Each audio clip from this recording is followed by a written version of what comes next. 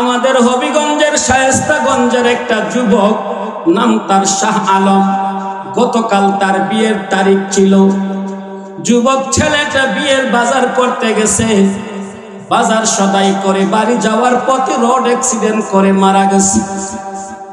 গতকাল ছেলেটার বিয়ে ছিল, ছেলেটার কলিজার ভেতরে কত স্বপ্ন ছিল।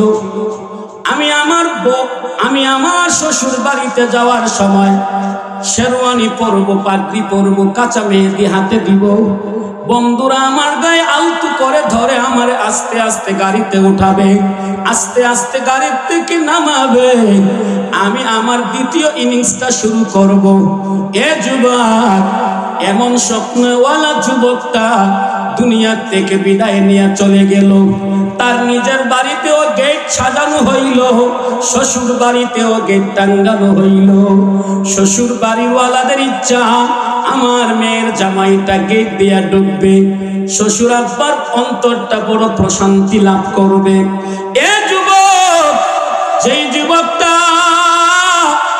কাঁচা মেহেদি পরে, শেরওয়ানি পরে, পাগড়ি পরে গাড়ি নিয়ে তার শ্বশুর বাড়ির গেট দিয়ে ঢুকার কথা, ওই যুবকটার হাতে মেহেদি নাই, গায়ে রঙিন শেরওয়ানি নাই, মাথায় কিছু কাজ করা কোনো পাগড়িটা পর্যন্ত নাই। এ যুবক নিজের গাড়ি দিয়ে যায় নাই, এমন এক গাড়িতে করে শ্বশুর বাড়ি ঢুকলো, যেই গাড়িটা নিজে চালাইতে পারে নাই, ড্রাইভারেও চালায় না, গাড়ির কোনো চাকাই নাই। চারজনে চারদিকে ধরে যুবকটারে নিয়ে গেছে শ্বশুর বাড়িতে। শ্বশুর বাড়িটা বেড়াইছে মৃত অবস্থায়, লাশ অবস্থায়, কাফন পরা অবস্থায়। পরশুদিন বিকেলে তাকে দাফন করা হয়ে গেছে। এ বাবা, আজকের বয়ান হয়তো আপনার জীবনের শেষ বয়ান হতে পারে, আমার জীবনের শেষ বয়ান হতে পারে। মন লাগায় কথাগুলো শুনবেন। জান্নাতে যদি যেতে চান, 3 গুণওয়ালা মানুষ হতে হবে। 1 নাম্বার, মান আকালা তয়্যিবান, যারা হালাল খানা খাবে তারা জান্নাতে যাবে। সুবহানাল্লাহ। কি খানা খাবে? আরো জোরে কোন। যারা হালাল খানা খাবে তারা জান্নাতে যাবে।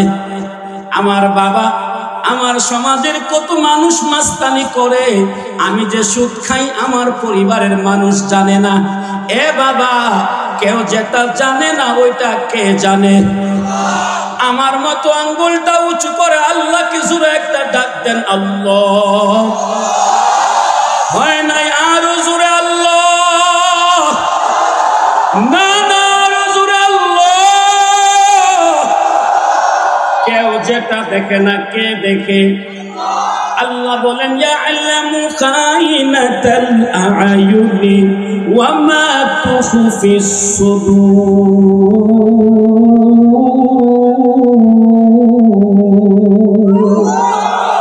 আল্লাহ বলে, দুনিয়ার হাকিমের সামনে 2 উকিল দাঁড়াইয়া তর্ক শুরু করছে। এক উকিল আরেক উকিলকে চোখ টিপ মারছে, হাকিম বুঝতে পারে নাই। এ বাবা, দুনিয়ার হাকিম যদি বুঝতে নাও পারে, আরশওয়ালা হাকিম ভালো করে বুঝে কথা বলেন, ঠিক কিনা? আমার আল্লাহরে ধোঁকা দেওয়া যায় না। আমার আল্লাহ বড় কাছে। আল্লাহ নিজে বলেন, ইয়া'লামু ওয়া লাকাদ খালাকনাল ইনসানা ওয়া না'লামু মা তুওয়াসওয়িসু বিহি নাফস ওয়া নাহনু আকারাবু ইলাইহি মিন হাবলিল ওয়ারিদ।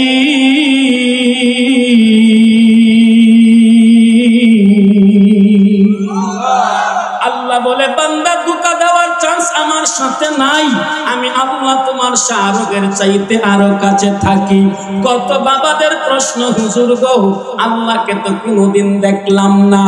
ও বানিয়াচঙ্গের বাবা, আমার আল্লাহকে দেখার জন্য বেশি দূর যাওয়া লাগবে না। আগামীকাল সকালবেলা ফজরের নামাজটা পড়ে আপনার বাড়ির পুকুর পাড়ে কতক্ষণ হাঁটাচলা করবেন, পুকুর পাড়ের গাছগাছালির দিকে তাকাবেন, আমার আল্লাহকে ওখানে দেখতে পাইবে।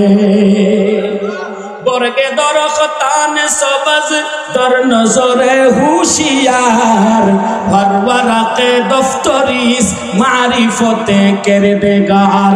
কবি ফার্সি ভাষায় চমৎকার করে কয়, পুকুর পারে অনেক রকমের গাছ আছে, আম গাছ, জাম গাছ, কাঁঠাল গাছ, লিচু গাছ, লেবু গাছ, পেঁপে গাছ, সব গাছের পাতার রং হলো সবুজ। কিন্তু বাবা, আম গাছের পাতার সাথে জাম গাছের পাতার মিল নাই, জাম গাছের পাতার সাথে কাঁঠাল গাছের পাতার মিল নাই, কাঁঠাল গাছের পাতার সাথে পেয়ারা গাছের পাতার কোনো মিল নাই।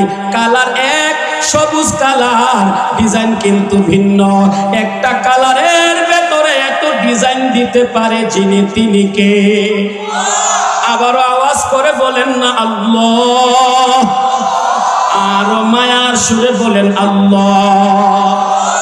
এ বাবা, আপনি সুদ খাবেন, ঘুষ খাবেন, হারাম খাবেন, টেন্ডারবাজি করবেন, নারীবাজি করবেন, ইয়াবা খাবেন, বাবা খাবেন, ফেন্সিডিল খাবেন, আপনি ভাবেন আমাকে কেউ দেখে নাই। আমার আল্লাহ 24 ঘন্টা দেখে কি দেখে না? তু খোদা বন্দে আমিনি, তু খোদা বন্দে আসরি, তু খোদা বন্দে সেমাবি, তু খোদা বন্দে জমিনি। আমার আল্লাহ ডান দিকে আছেন, আমার আল্লাহ বাম দিকে আছেন, আমার আল্লাহ সামনেও আছেন, আমার আল্লাহ পেছন দিকে আছেন। যে দর দেখতা হো উধর তু হ্যায়, যে দর দেখতা হো উধর তু হ্যায়। যেই দিকে তাকাবেন আওয়াজ করে বলেন আমার আল্লাহ আছেন না না? পয়গম্বর বলেন মান আকালা তয়্যিবাত, যেই লোকটা হালাল খানা খাবে এই লোকটা জান্নাতে যাবে। এ বানিয়াচঙ্গের বাবা, আপনাদের বানিয়াচঙ্গের এক আল্লাহর বান্দা রিক্সা চালায়, ভ্যান গাড়ি চালায়, ঠেলা গাড়ি চালায়, কুড়ের ঘরের মালিক, এলাকার সবচাইতে গরিব মানুষ, বিয়ে শাদিতে দাওয়াত দেওয়া হয় না, বিচার বৈঠকেও দাওয়াত দেওয়া হয় না। এমন দুর্বল মানুষটা যদি হালাল খানা খাইয়া আরশের মালিককে একটাবার আল্লাহ কইয়া ডাক দেয়, আরশের মালিক ওই গরিব মানুষটার একবার আল্লাহ বলার উত্তরে 70 বার জবাব দেয়। বলেন বলেন, আমরা যদি হালাল খাই লাভ না লস? আর জুড়ে কন। এ বাবা, হারাম দিয়ে আমাদের পেটটাকে পোড়ায়া ফালাইছি, চিন্তাও করি না আমি যে কি খাইলাম। ভুল করে যারা হারাম খেয়ে ফেলছেন, সুদ ঘুষ সহ যত নাফরমানির কাজ আছে, যত হারাম খাবার আছে ডুবাইছেন, বলেন তো এগুলির মাপ চাওয়ার দরকার আছে না নাই? হ্যাঁ, মাপ চাইলে আল্লাহ মাফ করার ক্ষমতা আছে না নাই? না নাই? এ বাবা, আছে না নাই? আল্লাহ বলে কুল ইয়া ইবাদিয়াল্লাযীনা আসরাফু লা তাকনাতু মির রাহমাতিল্লাহ ইন্নাল্লাহা ইয়াগফিরুয যুনুবা জামিআ ইন্নাহু হুয়াল গফুরুর রহিম।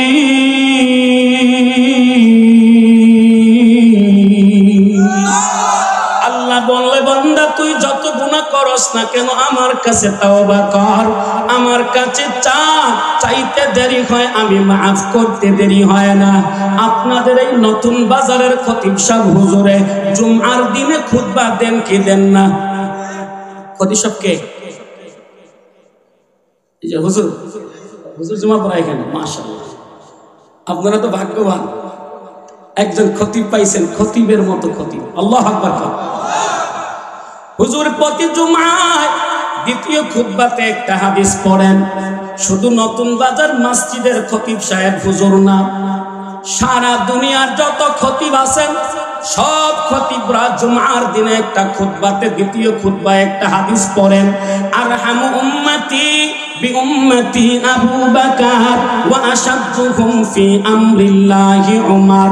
নবীর সাহাবীদের ভেতরে সবচাইতে নরম দিলওয়ালা সাহাবীর নাম হযরতে আবু বকর রাদিয়াল্লাহু তাআলা আন।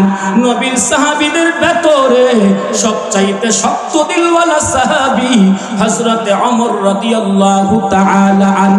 একবারের ঘটনা, হযরতে ওমর রাদিয়াল্লাহু তাআলা আনহু বাড়ি থেকে বের হইছেন, কোথাও যাবেন।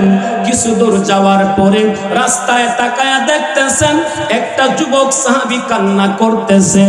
এমন ভঙ্গিমায় কান্না করতেছে, ওমরের মতো শক্ত দিলওয়ালা মানুষটা নিজের কান্না থামাইতে পারলেন না। ও বানিয়াচঙ্গের বাবা, আপনাদের এলাকায় যদি কেউ মারা যায়, সকালবেলা মৃত ব্যক্তির বাড়িতে যাওয়ার পর মৃত ব্যক্তির আত্মীয়দের কান্না দেখলে আপনাদেরও চোখের কোণায় পানি আসে কি আসে না? হযরতে ওমর যুবকের কান্না দেখে নিজের কান্না থামাইতে পারলেন না। পয়গম্বরের সাহাবী ওমর যুবকের সাথে তাল মিলায়া কান্না শুরু করলেন।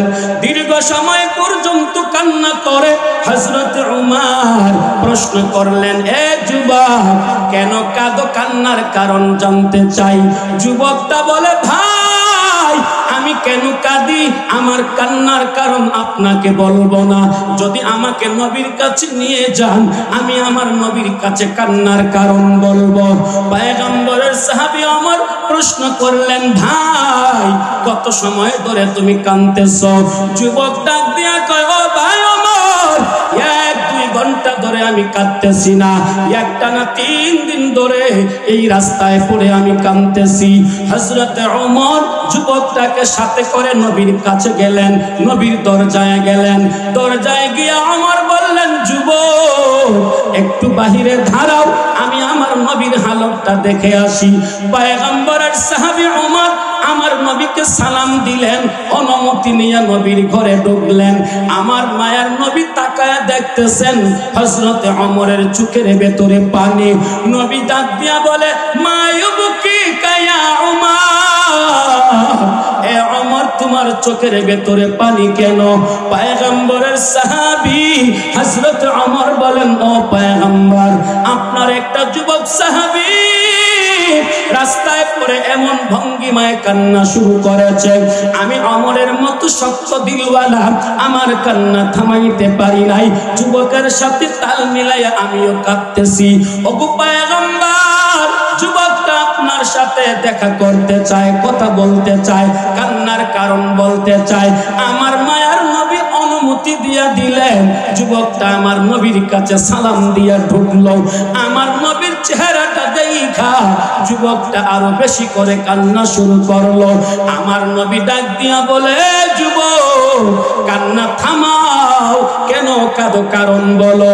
যুবকটা আরো কাঁদে, আরো কাঁদে, আরো কাঁদে, বারবার বলে, ও পয়গম্বর, আমি মারাত্মক অপরাধ করেছি।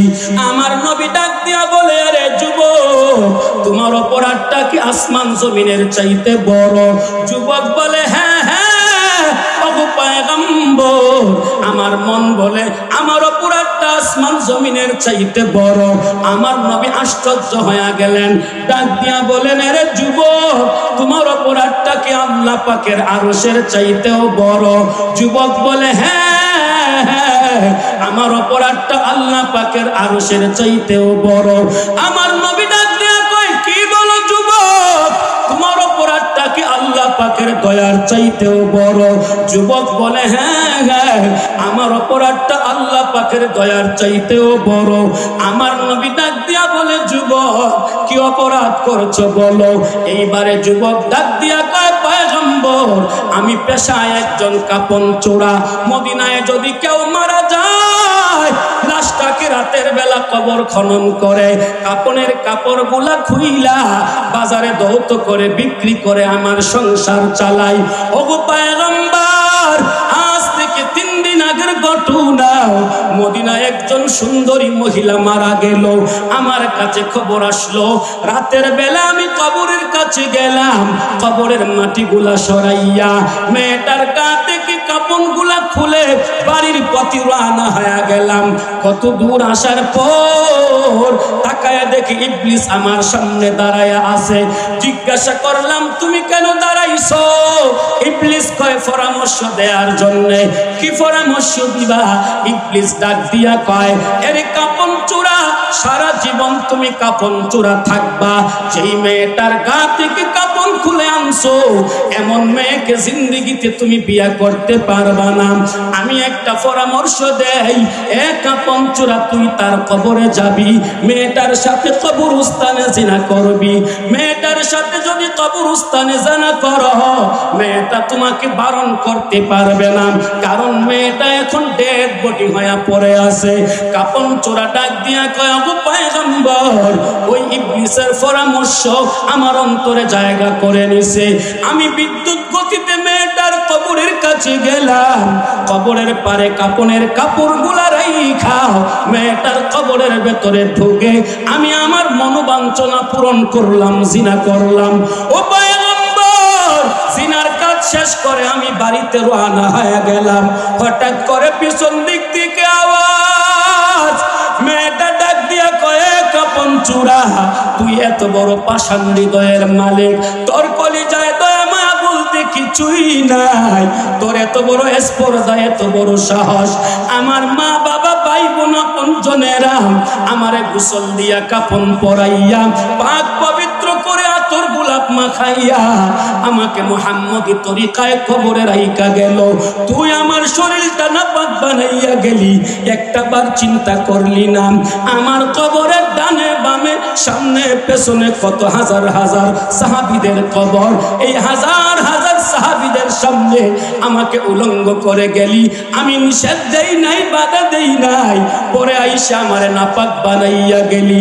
হাসরের ময়দানে আমি যদি নাপাক অবস্থায় দাঁড়াই, আল্লাহ যদি প্রশ্ন করে, এ বান্দি, দুনিয়ার থেকে পাক পবিত্র হইয়া কবরে গেছিলা, আজকে কেন নাপাক হইয়া দাঁড়াইছো? এ কাপন চোরা, হাসরের ময়দানে আমি তোর নাম কিন্তু বলে দিব। ও আল্লাহর হাবিব, এতটুকুন বলার পরে আমি আর সামনে পা বাড়াইলাম না। আমি ফিরে মেয়েটার কবরের কাছে গেলাম, কবরের ভেতরে ডুইগা সুন্দর করে কাপনের কাপড়গুলা লাগাইয়া মাটিগুলা চাপা দিয়া আমি নিজের বাড়িতে যাই নাই, আত্মীয়ের বাড়িতে যাই নাই। ও পয়গম্বর, হযরত ওমর আমারে যেই রাস্তায় পাইছে, ওই রাস্তার ওই জায়গাতে আমি 3 দিন ধরে কাঁদতেছি। আমার নবী কাপন চূড়ার বক্তব্য শুনে ডাক দিয়া বলেন, আসলেই তো তুই মারাত্মক অপরাধ করেছস। এ যুবক, যদিও সে কাপন চূড়া ওই মাসআলাটা ভালো করে জানতো, নবীরা হলেন মুস্তাজাবুদ দাওয়া, নবীদের নেক দোয়া কবুল, নবীদের বদদুয়াটাও কবুল। কাপন চূড়া ভাবছে, যদি আমি নবীর সামনে দাঁড়ায়া থাকি, আমার নবী যদি বদদুয়া দিয়ে দেয়, আমার জীবনটা ধ্বংস হয়ে যাবে। এজন্য নবীর সামনে না দাঁড়াইয়া নবীর জায়গা থেকে ত্যাগ করে অন্য জায়গায় চলে গেল, নবীর মজলিস থেকে অন্য জায়গায় চলে গেল। কোথায় গেল? না না, নিজের বাড়িতেও না, মদিনার শহরের কোথাও না, সুজা মদিনার উঁচু একটা পাহাড়ে গেল। মদিনার উঁচু পাহাড়ে যাইয়া চোখের পানি ছেড়ে আল্লাহর কাছে হাত দুইটা বাড়াইয়া কান্না শুরু করেছে। পাকে কর জুলমাত আসিয়া সে ইলাহি দিল মেরা, পাকে কর জুলমাত আসিয়া সে ইলাহি দিল মেরা, কর মুনవ్వর নূর আরফা সে ইলাহি দিল মেরা। আল্লাহ, জিনা তো জিনা, কবরস্থানের ভেতরে জিনা, জিনা তো জিনা, মৃত মহিলার সাথে জিনা, আমার মতো অপরাধ আপনার জমিনে আর কেউ করে নাই। আল্লাহ আমারে ক্ষমা করে দাও। যুবকটা কান্না শুরু করেছে, কাঁদতে কাঁদতে কাঁদতে কাঁদতে যুবকটা চোখের পানি শেষ করে দিয়েছে। না খেতে না খেতে যুবকটা কঙ্কালের মতো হয়ে গেছে। 1 সপ্তাহ চলে গেছে, 2 সপ্তাহ চলে গেছে, না না, আরশওয়ালা মালিকের পক্ষ থেকে কোনো আওয়াজ আসে না। যুবকটা কান্না থামায় না, খালি কাঁদে আর কয়, জিনা তো জিনা, কবরস্থানে জিনা, আবার মৃত মহিলার সাথে জিনা, এমন অপরাধ আপনার জমিনে কেউ করে নাই, আমার মতো অপরাধী আপনার জমিনে কেউ নাই। এ যুবক, ওই যুবক সাহাবীটা কানতে কানতে 40 দিন পূরণ হয়ে গেল। 40 দিনের মাথায় আল্লাহ জিব্রাইল পাঠায়া জানায়া দেয়, দেয়, ও জিব্রাইল আমার নবীকে জানায়া দাও কাপন চোরার জিনার গুনাহ মাফ করে দিয়া গুনার জায়গায় নেকি বসাইয়া দেওয়া হয়েছে। এ বানিয়ে চঙ্গির বাবা, আমি আর আপনি ভুল করে অন্যায় করেছি, হারাম খাবার পেটে ডুবাইছি, সুদের টাকা, ঘুষের টাকা, ডেন্ডার বাজির টাকা, এতিম বাচ্চার টাকা, কত টাকা পেটের ভেতরে ঢুকাইছি, এর কোনো সীমা সংখ্যা নাই। ও বাবা গো, যদি গুনাহ মাফ না করে কবরে যান, আপনার অবস্থা খারাপ হবে, আমার অবস্থা খারাপ হবে। আজকে চলতেছে শাবান মাসের 24 তারিখ, আর মাত্র 6 দিন বা 5 দিন পরে রমজান মাস। বাবা, রমজান মাসের 1ম তারিখে সেহরি খাওয়ার আগে ঘুম থেকে উঠে ওযু বানায়া ঘরের কোনায় মুসল্লাটা বিছাইয়া, পারলে 12 রাকাত, না পারলে 8 রাকাত, না পারলে 4 রাকাত, না পারলে 2 রাকাত তাহাজ্জুদের নামাজটা পড়া আল্লাহর কাছে হাত দুইটা বাড়াইয়া ভিখারির মতো কান্না শুরু করবেন। ডাক দিয়া বলবেন, মালিক, এই নতুন বাজারে আমার মতো অপরাধী আর কেউ নাই। নতুন বাজারের যুবকরা যদি আমার গুনাহ জানতো, আয় আল্লাহ আমাকে মুরব্বি বলে সম্মান করতো না। নতুন বাজারের মুসল্লিরা যদি আমার গুনাহ জানতো, আমারে মসজিদ কমিটিতে রাখতো না। নতুন বাজারের মানুষেরা আমার গুনাহ জানে না, আমার মতো গুনাহগার তোমার জমিনে কেউ নাই। আয় আল্লাহ আমাকে হায়াতে বাঁচাইয়া রাখছো, আমার কত সাথীরা কবরে, আমার পাশের দোকানদার কবরে চলে গেছে, আমার পাশের ক্ষেতওয়ালাও কবরে, আমার পাশের বাড়িওয়ালাটাও কবরে।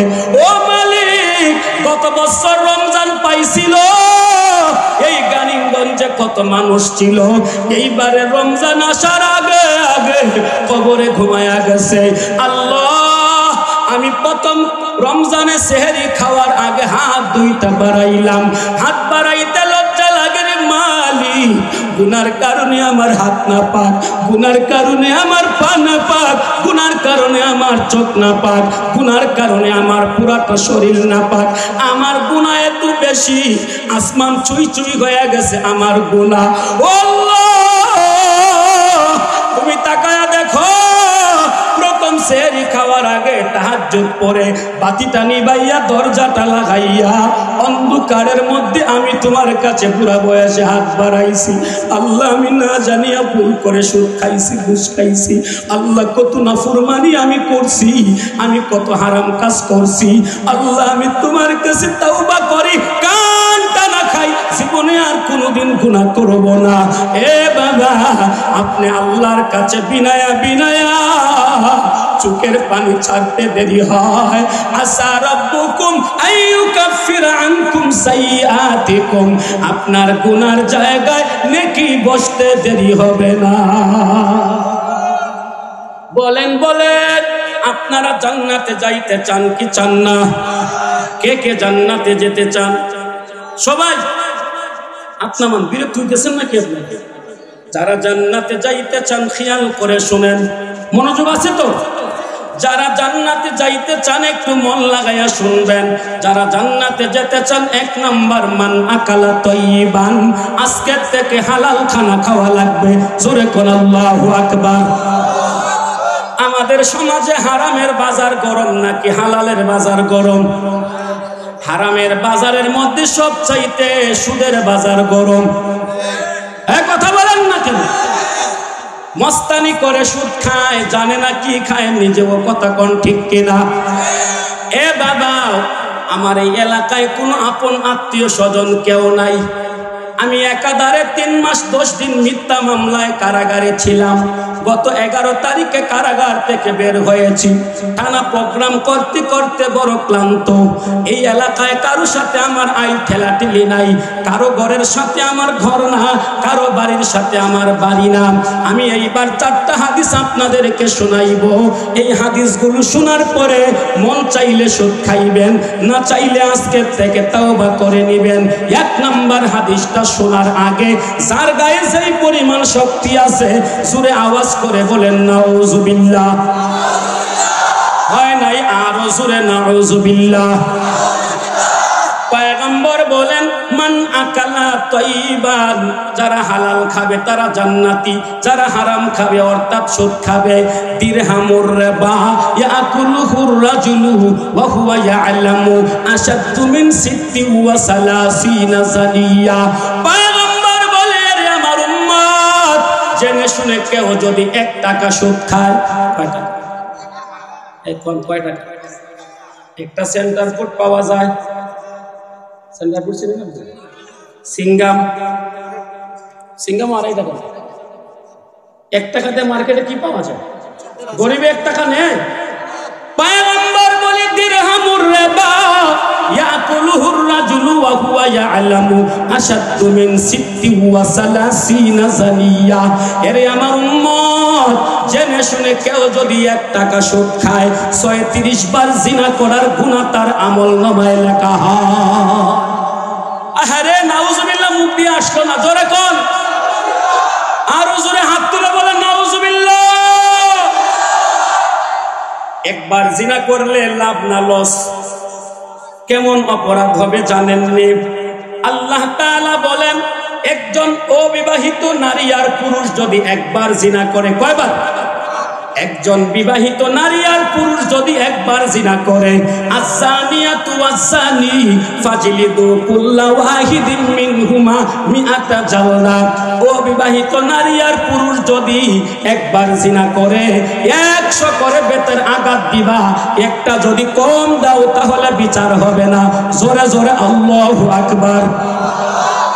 এইবারে আসেন, বিবাহিত নারী পুরুষ যদি জিনার কাজে লিপ্ত হয়, বিয়ের পরেও জিনা করে, এমন লোকের অভাব নাই আমাদের দেশে, কথা কোন ঠিক কিনা? আল্লাহ বলে আমার উম্মত, বিয়ে শাদী করার পরে যারা জিনা করে, আশ-শাইখু ওয়াশ-শাইখাতু ফারজিমুহুমা নাকালাম মিনাল্লাহ ওয়াল্লাহু আজিজুন হাকিম। বিয়ে শাদীর পরেও যারা জিনা করে এদেরকে 100 বেতের আঘাত করলে হবে না, গর্ত করে কোমর পর্যন্ত গিতে ইট পাট্টেল মেরে ওদেরকে দুনিয়া থেকে উঠাইয়া দেওয়া লাগবে। এ বাবা, একবারের জিনার শাস্তি হইল এরা, আর জান্না শূন্য 1 টাকা সুদ যদি খায় 36 বার জিনার গুনাহ হয়। মন চাইলে সুদ খায়েন, আমি বাধা দিব না। 2 নম্বর হাদিসটা শোনার আগে যার কণ্ঠে যেই শক্তি আছে সব শক্তি দিয়া বড় করে বলেন নাউজুবিল্লাহ। এইবারের হাদিসটা যে শোনাবো আপনাদেরকে, আমার কলিজায় দরপর করতেছে, ভাইব্রেশন করতেছে, আমার কলিজার ভেতরে কাঁপুনি শুরু হয়েছে। কি হাদিস নবী বলছে? সুদ খাইলে কি হবে, হারাম খাইলে কি হবে? নবী বলে আর রিবা সাবউনা জুজুআন আইসারুহা আইয়ানকিহার রাজুলু উম্মু। এরে আমার উম্মত, সুদের 70টা শাখা আছে, সর্বনিম্নের শাখা হইল সুদখোর সুদ খাইল না, সে যেন তার মায়ের সাথে জিনা করলো না। আরো আসতে কয়টা গেছে? জিনা তো জিনা, আবার মায়ের সাথে জিনা নরমাল নাকি ডেঞ্জারাস? এক কথা বলেন না কেন? 2টা হাদিস গেছে। 3 নম্বর হাদিসটা মুরব্বী বাপ চাচা যারা আছেন মনে রাখবেন, আমার গ্রামে আমার বাড়িতে আপনাদের মতো আমারও বাপ চাচা আছে। ও বাবা, মন লাগাইয়া হাদিসটা শুনবেন। রিটিং বলার আগে অনুবাদটা একটু শোনায়া যায়। আমার নবী কয়, একটা সুদের লেনদেন করতে 4 দল মানুষ লাগে। কয় দল? সুদের কারবার করতে কয় দল লাগে? 1 দল সুদ দেয়, আর 1 দলে নেয়। কয় দল? আর 1 দলে লেখা দেয়। কয় দল? আর 1 দলে সাক্ষী দেয়। কয় দল? পয়গম্বর বলে, যে সুদ খায়, যে সুদ দেয়, যে সাক্ষ্য দেয়, যে লেখা দেয়, এরা একজনের চাইতে আরেকজন কম গুনাহগার না, এরা সবাই সমান গুনাহগার। লানা রাসূলুল্লাহি সাল্লাল্লাহু আলাইহি ওয়াসাল্লাম আকালার রিবা ওয়া মুকালাহু ওয়া কাতাবাহু ওয়া শাহিদাইহি ওয়া ক্বালাহুম সাওয়া। পয়গম্বর বলেন, সুদদাতা, সুদগ্রহীতা, সুদের সাক্ষ্যদাতা, সুদের লেখক 4 দল মানুষ সমান সমান অপরাধী। 4 দলের উপরে আল্লাহর নবী লানত করেছেন। জোরে আওয়াজ করে বলেন নাউজুবিল্লাহ। 3টা গেছে, 3টা। যেই যুবকরা পরবর্তীতে শুনাইতে পারবে হাদিসগুলো আমার পক্ষ থেকে পুরস্কার দেব। 4 নাম্বার হাদিসটা রেডি আছেন? আতাইতু লাইলাতান উসরি আলা কওমিন বুতুনুহুম কালবুয়ুত ফিহাল হায়াত তুরা মিন খারিজি বুতুনিহিম তুরা মিন খারিজি বুতুনিহিম। আমার পয়গম্বর বলে, আরে আমার উম্মত, মেরাজের রাতে জিব্রাইল আমার সাথে করে নিয়ে গেল এমন একদল মানুষের সামনে, বুতুনুহুম কালবুয়ুত, তাদের পেট হলো ঘরের মতো। নাউজুবিল্লাহ। ফিহাল হায়াত, এত বড় পেটের ভেতরে কি? নবী কয় ফিহাল হায়াত, ঘরের মতো পেট, এত বড় পেটের ভেতরে হায়াত, বিষাদর সাপ। আর আস্তে আস্তে পেটের ভিতরে কি? তুরা মিন খারিজি বুতুনিহিম। পয়গম্বর বলে, পেটের ভেতরে সাপ কিলবিল করতেছে, বাহির থেকে দেখা যায়, কাপে যে চা আছে দেখা যায় কি যায় না? নবী কয়ে তুরা মিন খারিজি বুতুনিহিম, এ আমার উম্মত, আমি দেখতেছি সাপগুলো যে তার পেটের ভেতরে কিচিরমিচির করে, কিলবিল করে, এভাবে এভাবে চক্কর লয়। আমি নবী তুরা মিন খারিজি বুতুনিহিম, তার পেটের ভেতরে যে সাপ নড়তেছে আমি দেখতেছি। জিব্রাইলকে প্রশ্ন করলাম, মান হাউলাই ইয়া জিব্রাইল, এ জিব্রাইল এরা কারা? পেটটা হলো ঘরের মতো, পেটের ভেতরে বড় বড় সাপ, সাপগুলা বাহির থেকে দেখা যায়, এরা কারারে? এদের পরিচয়টা একটু বলো। এমনি জিব্রাইল বলে, হাউলাই আকেলাতুর রিবা, ওগো পয়গম্বর, এরা হইল আপনার উম্মতের সুদখোরের দল। সুরে সুরে বলেন নাউজুবিল্লাহ। আরো আস্তে কইেন নাউজুবিল্লাহ। 1 নাম্বার হাদিস বলছিলাম, 1 টাকা খাইলে 36 বার জিনার গুনাহ।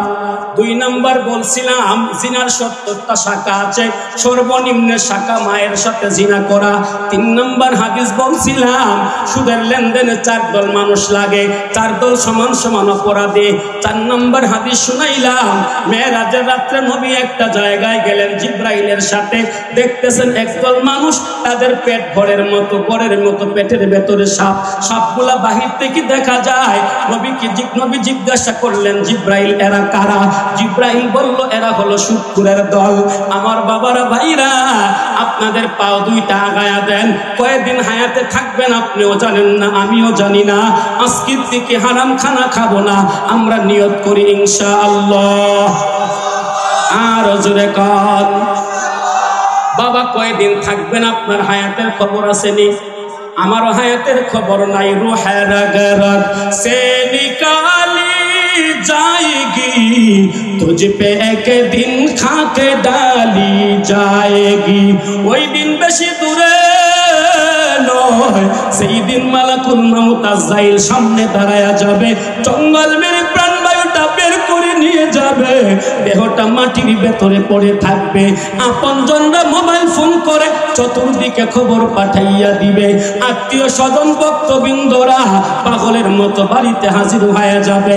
মসজিদের মাইকে আপনার নামটা ঘোষণা হয়ে যাবে, মসজিদের কোনার পালকিটা আপনার বাড়িতে আইসা দাঁড়ায়া যাবে।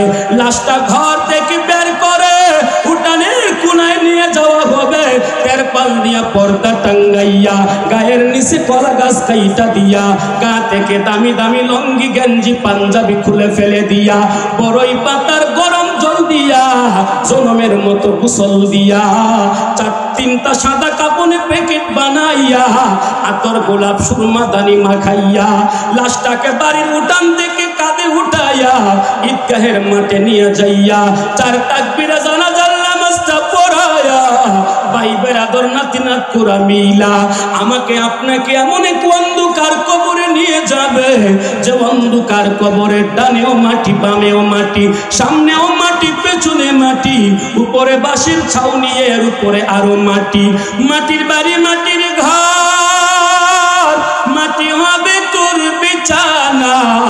আসছো একা যাইবা একা, সঙ্গে কেহ যাইবে না, কিন্তু যেদিন ডাক পড়িবে কবর মাঝে শুইতে, জগর কিছু করছ বন্ধু তার মাঝে বিচাইতে, লক্ষ কোটি টাকা ব্যয় করছ বালা খানা, হীরা মানিক মুক্তা দিয়ে পালঙ্গের সামানা, এমন জায়গায় যাইতে হবে যেই জায়গায় নাই সাথী, এমন ঘরে রইতে হবে যেই ঘরে নাই বাতি, দাদা গেছে বাবা গেছে আর তো ফিরে আসবে না, এমনি করে যাইতে হবে, বুঝে কেন মন বুঝো না, আওয়াজ করে বলেন ঠিক কিনা? একদিন কবরে যাওয়া লাগবে, নিশ্চিত থাকেন, এর সন্দেহ নাই, সুদ বাদ দেওয়া লাগবে। এরে বানিয়া চঙ্গের যুবক, তোমাদের গায়ে বড় শক্তি আছে, মনে করো যে এখন সুদ ঘুষ খাইলে কোনো সমস্যা নাই, চাঁদাবাজি করলে কোনো সমস্যা নাই। এ যুবক, তুমি কি গত ডিসেম্বরের পত্রিকাটা খুলে দেখো নাই? 2024 সালে এক বছরে বাংলাদেশে রোড অ্যাক্সিডেন্ট করেছে, এমন পরিমাণ মানুষ মারা গিয়েছে, শুনলে আপনারা অবাক হয়ে যাবেন। গত 24 সালে এক বছরে বাংলাদেশে রোড অ্যাক্সিডেন্ট হয়েছে 7,500 রোড অ্যাক্সিডেন্টের মধ্যে প্রায় 2,500 মোটরসাইকেল অ্যাক্সিডেন্ট হয়েছে। 2,500 মোটরসাইকেল অ্যাক্সিডেন্ট হইয়া প্রায় 1800 যুবক দুনিয়া থেকে বিদায় নিয়েছে। এ যুবক, তোমরা আমার বন্ধু, আমি তোমাদেরকে বড় ভালোবাসি, বেশি অহংকারী করবা না, বেশি টাকার লোভ করবা না, হারাম খাওয়ার চেষ্টা করবা না। যুবকরে খবর নাও, আজ থেকে মাত্র 2.5 বছর আগের ঘটনা, চট্টগ্রামের হাটহাজারী থানার 11টা যুবক মাইক্রোবাস ভাড়া করছে, পিকনিকে যাবে মীরের সরাইতে। মীরের সরাই যাওয়ার আগেই রেল লাইনের রেলগাড়ির সাথে মাইক্রোবাসের ধাক্কা লাগা গেছে। একসাথে 11টা যুবক এক জায়গায় দুনিয়ার থেকে বিদায় নিছে। আজ থেকে মাত্র 2 বছর আগের ঘটনা, ঢাকা থেকে বরিশাল ভোলা যাওয়ার পথে রাতের 3:30 হঠাৎ করে লঞ্চে আগুন ধরে 150 জন মানুষ মারা গেল। আজ থেকে 1 বছর আগের ঘটনা, কিশোরগঞ্জের ভৈরব স্টেশনে রেলগাড়ির সংঘর্ষে একসাথে 21 জন মানুষ মারা গেছে। এ যুবক, তুমিও থাকবা না, আমিও থাকবো না। আমাদের হবিগঞ্জের মেয়র সেলিম ভাইয়ের একমাত্র ছেলেটা মারা গেছে কারাগারে, আমার গলায় জড়াইয়া কত কাঁদছে, হুজুর দুনিয়ায় আমার আর কোনো ছেলে নাই, আমার ছেলেটা আমারে তুইয়া কবরে চলে গেছে। এ যুবক, তুমি কয় টাকার মালিক, আমি কয় টাকার মালিক, এত অহংকারী, এত মাস্তানি করো, রাস্তায় মানুষ পাইলেই হাইজ্যাক করো, ডাকাতি করো, ছিনতাই করো। খবরদার যুবক, এই ছিনতাই আর ডাকাতি করে কয় টাকা কামাইবা? শুনো, যাদের কাছে অ্যান্ড্রয়েড টাচ মোবাইল আছে, এক্ষুনি ডাটা ওপেন করে দাও, গুগল অ্যাপসে গিয়ে সার্চ করে নাও। আমি একটা যুবকের নাম বলবো, যেইভাবে স্পেলিং বলবো ওইভাবে লিখবেন। গুগলে যাইয়া টাইপ করবেন ALI আলী BANATA বানাত, আলী বানাত লিখবেন। গুগলে যাইয়া লেখার সাথে সাথে একটা যুবকের নাম আসবে, তার বাড়ি অস্ট্রেলিয়াতে। অল্প দিনে এই যুবকটা কোটি কোটি বিলিয়ন টাকার মালিক হয়ে গেছে। বিশ্ববরণ্য ধনাঢ্য ব্যক্তিদের খাতায় তার নামটা উঠাইয়া ফেলছে। এ যুবক, ওই আলী বানাত এক একটা গড়ি ব্যবহার করতো বাংলাদেশি টাকায় 2.5 লক্ষ টাকা। এক একটা ব্রেসলেট ছিল 2 লক্ষ টাকা। এক একটা টি-শার্ট ছিল, এক একটা টি-শার্ট ছিল 1.5 লক্ষ টাকা। এক এক জোড়া স্যান্ডেল ছিল প্রায় 90,000 টাকা। এ যুবক, বিশ্বের এমন কোন ব্র্যান্ডের গাড়ি নাই সেই গাড়ি সে ব্যবহার করে নাই। ওই যুবক আলী বানাত একদিন সকালবেলা রেস্তোরাঁয় নাস্তা করতে ঢুকলো, নাস্তা শেষ হইয়া গেল। সার্ভিসম্যানকে বললো, আমাকে 1 কাপ চা দাও। সার্ভিসওয়ালা চা নিয়ে আসলো। গরম চাটা আলী বানাত জিহ্বায় লাগাইতে দেরি হয়, জিহ্বায় ঠসা উঠতে দেরি হয় নাই, জিহ্বায় টুয়া উঠতে দেরি হয় নাই। জিহ্বায় যখন ঠসা উঠে গেছে, গরম চা লাইগা আলী বানাতের জিহ্বায় জলাপুরা শুরু হয়ে গেছে। আস্তে করে আলী বানাত বাসায় চলে গেল। বাসায় যাইয়া চিন্তায় পড়ে গেছে কি ব্যাপার, কে থেকে কি হয়ে গেল, আমার জিহ্বা তো প্রচুর জ্বলাপোড়া করতেছে। ডাক্তার কল করলো, ডাক্তার পাগলের মতো হাজির হয়ে গেল, টেকমিন দিয়ে বিদায় দিল। না না, একদিন দুই দিন তিন দিন পার হয়ে গেল, আলী বানাতের জিহ্বা ভালো হয় না, আলী বানাতের জিহ্বার জ্বলাপোড়া কমে না। এবার আলী বানাত তার প্রাইভেট বিমান দিয়া হংকং ফ্লাইট করলো, হংকং যেয়ে চিকিৎসা নেওয়া শুরু করলো। একটানা 1 মাস চিকিৎসা নিল। 1 মাসের মাথায় হংকং এর ডাক্তাররা গোল টেবিলের বৈঠক করে জানায়া দেয়, এ আলী বানাত ভাই, আপনাকে বাঁচানো আমাদের পক্ষে সম্ভব না। গরম চা জিহ্বায় লেগে ঠসা উঠে গেছে, আপনার জিহ্বায় ঠসা উইটা ক্যান্সার হয়ে গেছে, আপনাকে বাঁচানো সম্ভব না। আর কয়েক সপ্তাহ পরে আপনি দুনিয়া থেকে বিদায় নেবেন। এই খবর শোনার পর আলী বানাত 1 মিনিটও আর ওই হংকং এ থাকে নাই, ব্যাক করে অস্ট্রেলিয়ায় আসলো। নিজের সব ধন সম্পত্তি গুলো মুসলিম দেশে বিতরণ করে দিল। 3-4 মাস পরে আলী বানাত দুনিয়ার থেকে বিদায় নিয়ে কবরে চলে গেল। এ আমার বানিয়ে চঙ্গের যুবক, এত মস্তানি আর অহংকারী করিও না। তুমিও কবরে যাইবা, আমিও কবরে যাব। এই তো সামনে রমজান আসতেছে, আমার দেশের যুবকরা খালি রমজানে রোজা রাখে, নামাজ পড়ে না। নামাজ পড়লেও খালি তারাবি পড়ে, তারাবি পড়লেও মাত্র 2-3 দিন পরে, বাকি মাসের খবর রাখে না। যুবক ভাই, তোমাদের পায়ের নিচে হাত রেখে বলে যাই, এইবারের রমজান কি শেষ রমজান মনে করে অতীতের গুনার জন্য শর্মিন্দা হইয়া ভবিষ্যতে নাফরমানি না করার ওয়াদা করে এবারের রমজানটা আমরা কাটাইতে রাজি আছি না নাই? কে কে আসি দেখে হাত তুলে, কে কে আসে হাত তুলে। হ্যাঁ, রাজি আছেন আপনারা? মান আকালা তয়্যিবান, যেই লোকটা হালাল খাবে এই লোকটা জান্নাতে যাবে। সুবহানাল্লাহ কোন। 2 নাম্বার, ওয়া আমিলা ফি সুন্নতিহি, আমার নবীর সুন্নাত মতো যে চলবে সে জান্নাতে যাবে। আল্লাহু আকবার। 3 নাম্বার, ওয়া আমিনান নাস বাওয়াইকাহু, এলাকার মানুষ যার হাত থেকে নিরাপদ থাকবে, যার শক্তির থেকে নিরাপদ থাকবে, যার শরীর থেকে নিরাপদ থাকবে, এই মানুষটাও জান্নাতে যাবে। আপনারা যারা বসছেন জান্নাতে যেতে চান কি চান না? কে কে চান দেখে হাত তুলেন। আল্লাহ আমাদেরকে জান্নাতবাসী করেন, সকলে বলুন আমিন।